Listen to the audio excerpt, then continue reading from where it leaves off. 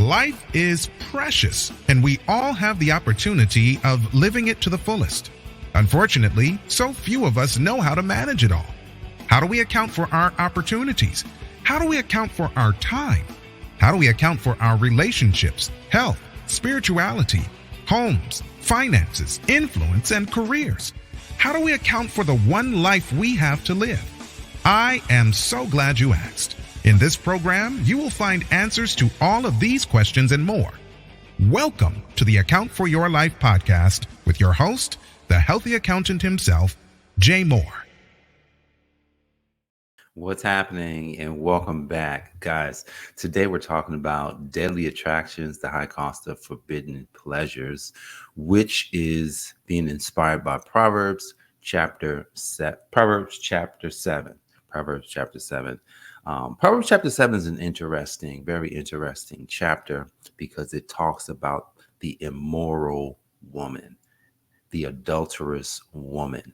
Man, there's a lot of stories that could be told today. We're not going to tell all those stories, but what we are going to do is we're just going to think about and just kind of dive into how we can avoid this idea of the immoral woman. You know, back when I was very young, trying to think of how young I was. I was still in elementary school. Wasn't elementary? Maybe elementary, early high school, and we didn't have a TV, like a real good TV. We had a black and white TV. It was black and white, and it was 13-inch. So just think about this. If you had a 13-inch TV in your home today, if that was the only TV you had in your home and it was black and white, I want you to think about that. That would look crazy. But that's what we had. And the black and white TV had the antenna was broke. And back then you needed an antenna in order to be able to watch TV. So the antenna was broke, but the only way to to get the frequency at the right place is to go get some hangers. Remember those hangers? You get the hangers, you put the hangers inside of the broken part of the antenna, and you get some foil, wrap the foil around it, and you just turn it, push it until you finally got it. Now here's what would happen. Every time we turn the channel, we may have to adjust our antenna. And there was times late at night, it'd be 11 o'clock, 12 o'clock. It's a Saturday night. Guys, if you're very young, you don't know a time when the TV's just shut down.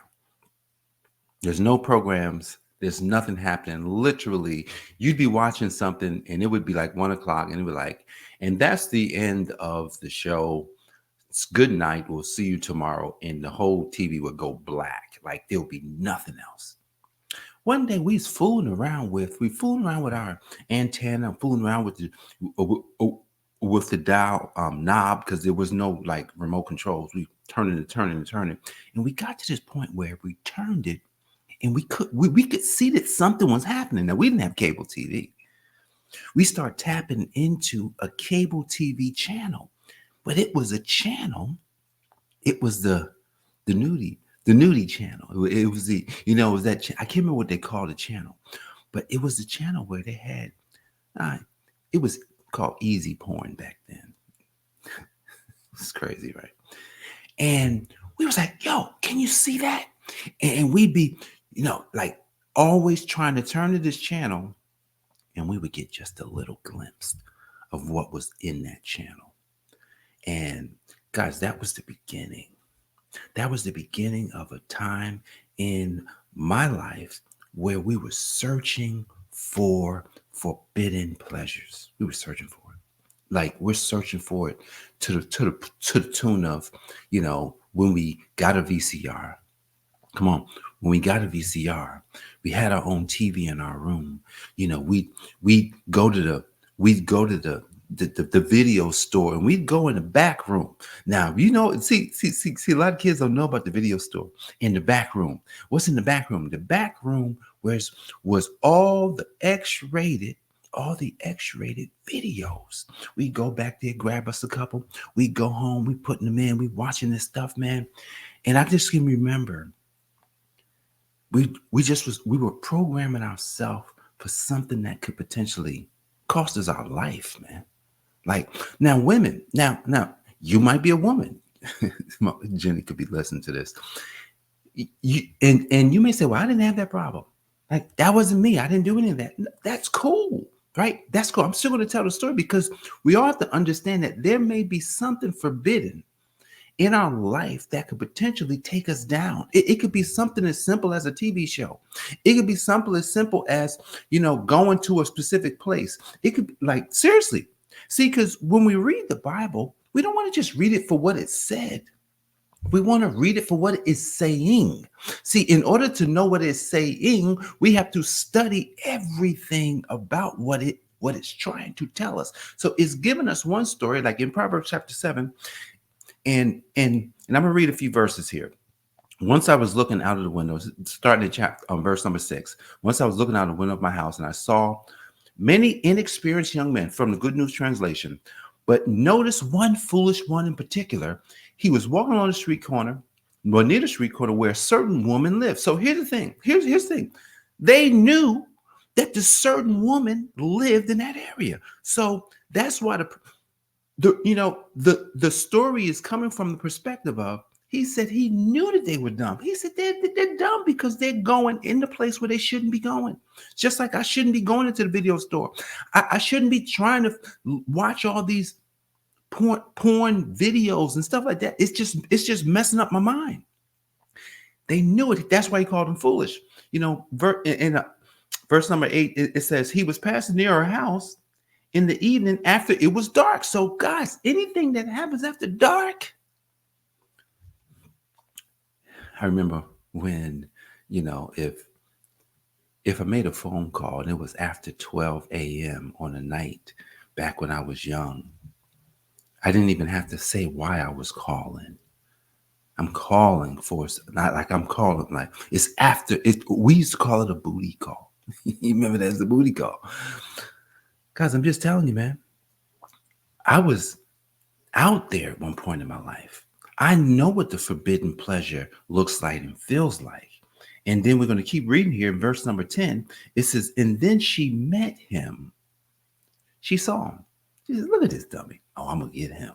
She was dressed like a prostitute and was making plans. She was bold and shameless. She was a bold and shameless woman who always walked the streets or stood waiting at the corner, sometimes in the street, sometimes in the marketplace. She threw her arms around so looks at everybody knew who this person was. Now there's a portion there's a scripture in here, a verse in here that's going to blow your mind because like, what? Like, and then she says to him, she threw her arms around him and kissed him, looked him straight in the eye and said, I made my offerings today, buddy, and have the meat from the sacrifices. So this person knew God. She made her sacrifice. So here's the thing. A lot of times we get upset. We hear about the pastors and they do this, that, and the third. A lot of times they have to fight off the women right in the church. Yes, I know pastors. I've gotten the stories. They told me. Like, they be giving marital counseling, and all of a sudden, this woman is like checking them out, literally going to counseling so they could make a pass at the pastor. But what if the pastor, come on now, what if the pastor is struggling? What if the pastor, and this happens a lot, is having issues with his wife sexually? What if the pastor is just dealing with so much stress, and all of a sudden, he needed some confirmation of who he is, and then there's this woman who just throws it and says, it's yours. What if? A lot of times we get upset at the pastor and forget that usually it's not always the pastor going for it. The pastor has to be held accountable. But what about the other party that should be held accountable? See, because at the end of the day, a pastor is just like you and me. I can only imagine if I were a pastor and there was any kinks, like literally I wasn't quite focused on my mission. See, because this is what happens when you're not focused on your mission. And sometimes even fame and fortune can affect that. Like there's so many things in the news today. Like I don't know what's true. News about TD Jakes and stuff like that, and they're saying this, that, and that. I don't know what's true because I already know how things go. It could be lies. It doesn't have to be true. It looks weird, but what if it is true? Fame and fortune sometimes can cause this to happen. So here it is, verse number 15. So I came looking for you. I wanted to find you, and here you are. I covered my bed with sheets of colored linen from Egypt. I perfumed it with myrrh, aloes, and cinnamon. Come on, let's make love all night. We'll be happy in each other's arms. Here's verse 19. This is big. My husband isn't at home. He's on a long trip. This is a married woman that everybody knows. If she catch you, like she's gonna throw it at you. But you gotta be strong. But when they're young, and we're gonna turn this around in a couple of places in just a second, because I want to finish the text. Verse 20, she says, he took plenty of money with him and won't be back for 2 weeks. So she tempted him with her charms, and he gave in to her smooth talk. The question is, if this is going on, how could this be deadly? Like how can this cost this person their life? We're going to get to that in a second. And then verse 22, she says, suddenly he was going with her like an ox on a way to be slaughtered, like a deer prancing into a trap where an arrow would pierce its heart. He was like a bird going into a net. He did not know that his life was in danger. See, a lot of times when the temptation comes, we don't know what the cost is. Let's go ahead and remove this immoral stuff, the sexual stuff, and let's just bring it on to our day. I've got a phone, and my phone is a temptation. Have you ever put your phone down and then after a couple seconds you have to pick it right back up and you're clicking back on? Have you ever picked up your phone and you're looking at it and your fingers are kind of like, well, what should I do on my phone? When there's really nothing to do, you're just going there and your fingers are just saying, hey, I should just do something, but and then you just touch something, you keep touching and you're scrolling, and you're scrolling, and an hour goes by. And then you click on another app, and then you're watching this and you're watching that. Oh, this goes cool. Then another hour goes by. And tell me about that. What is the cost? What is the cost of the phone? What is the phone doing? The phone is the temptation. The phone is saying, hey, you ain't got nothing to do. You got no mission, no purpose, no vision, no dreams. And if you do have it, don't worry about those. You can get to those next year. Why don't you go ahead and watch that show? Why don't you go ahead and watch that video, that game? Why don't you go ahead and scroll and watch all those reels? They're funny. Why don't you watch the cats? You know you love the cats. Go ahead and watch those cats. Oh, watch the lions. Oh, you know you like watching the Komodo dragons. Oh my goodness, you like the alligators crunching on them. Go ahead and scroll through it. Oh, did you see the video with Cat Williams? Man, watch that whole video. Like, I'm not saying any of this is bad or wrong, but what if we added it up? Man, I'm gonna tell you, look, this week, it was a rough week. It was a rough week for me. And we're 7 days in.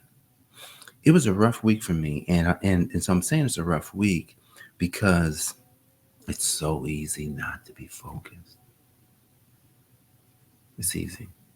See, a lot of times we're not as attracted to our dreams as we are attracted to the things that can derail us from our dreams. It's easy to be attracted to all the other stuff because all the other stuff is just right now. It's like, this week I was distracted with things that I was working on, but things like we got speaking engagement coming up. Now that's good, but we weren't as focused on that. I wish we were more focused on it, but it's just like life stuff is happening. But what if I woke up every day and said, you know what, this is going to cost me everything. This is going to like there's the quote in, I think it's chapter 4, where it says, if it costs you everything, get understanding. Like, wisdom is the principal thing, and if it costs you everything, get understanding. Why does it say? Why does it say if it costs you everything, get understanding? Because now, and we'll talk about wisdom in a second. The reason why it says if it costs you everything, get understanding, because understanding helps you understand what wisdom is. See, because a lot of times we have the knowledge, like we can read the story here, but we don't have any wisdom over what the story is saying. We only have the knowledge of what the story said. And if we're going to avoid the deadly attractions, if we're not going to pay the high price, then we've got to have an understanding for what wisdom is. What is wisdom? Wisdom is the application of truth. That's all it is. It's taking knowledge, which is the introduction of what it is. Then it's the understanding of actually knowing what to do, and then actually doing it so that we can get the result of whatever wisdom said. You know, when God said that he laid the foundation of the world with wisdom, well, he said it through Solomon. The foundation of the world was laid with wisdom. Like, how do we tap into that? In James, it says that, if you lack wisdom, then you should ask for it. Like, God will give it to you. Today, I lack it. Even though I do things that could have wisdom in it, I realize that I need more wisdom. Wisdom would help us to avoid mistakes. Wisdom would help us to know what to do. Wisdom would take us from this level to the next level. Wisdom would help us to solve problems fast. Wisdom would help us to know that, hey, it's better, even though it feels hard. Like remember what I said the other day, I will do what's best for me, even though it feels like pain. Even though it feels hard, I know that it's good. Like, literally, oh my goodness. I can't eat that, but when I look on the other side of the 8-pack, the 6-pack, when I look on the other side and see the results of what I got as a result of it, you're like, yo, it was worth it to actually understand the wisdom in it. Lastly, in this text, verses 24 to 27, then he says, now then, sons, listen to me. So he tells the story about the immoral woman. Now you got to listen up. Pay attention to what I say. Do not let such a woman, do not let such a thing win your heart. Don't go wandering after her. She has been the ruin of many men and caused the death of too many to count. If we just take this story for what it is, as a man, we are men, just from the very beginning with Adam and Eve. It's so obvious. We would do anything. We would do anything for some coochie. I know I said it. Well, not everybody, obviously. I'm just saying, just in general, men have most men have fallen because of women. Yes, there was something that happened. Like, come on now. The stories that come out on men is usually has something to do with women. The immoral stuff that they wind up doing.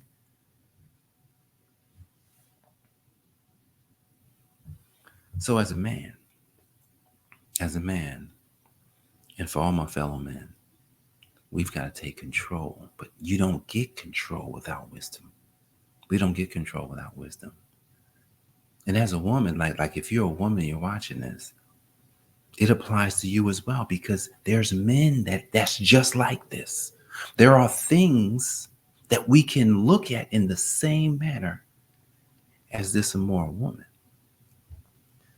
So here's the last part of this. He says this. I'm going to read 26 again. He says, she has been the ruin of many men and caused the death of too many to count.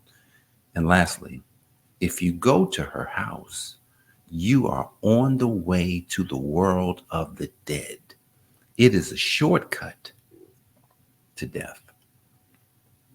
Wow. So what does Solomon want us to know today? He's saying, look, avoid it like the plague.